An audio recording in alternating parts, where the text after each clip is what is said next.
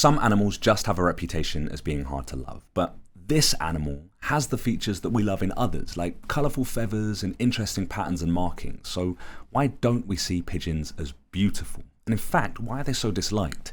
Well, it might just be technology and bad press, because our respect for them was high and even peaked in the World Wars. In World War I, a group of American soldiers called the Lost Battalion were trapped and surrounded by German soldiers, and they were being fired on by their own army because none of their allies knew they were there. The only way to get a message to their allies and receive help was to send a note with their pigeon called Cher Ami.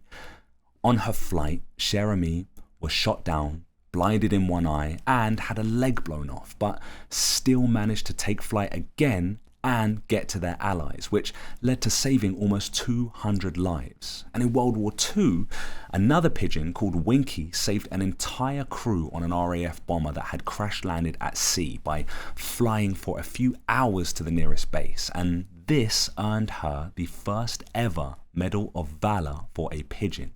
But after the wars, we developed better communication, so our uses for them as messengers and allies became zero. So they joined wild pigeon populations, but as our tech developed, so did our cities, which meant pigeons either died along with their homes or lived with us.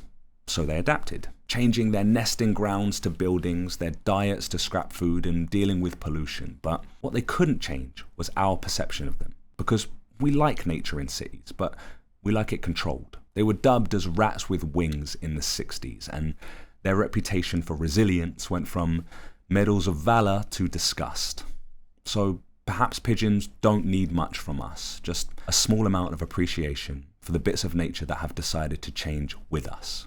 Now, hopefully, you know a little bit more and appreciate pigeons.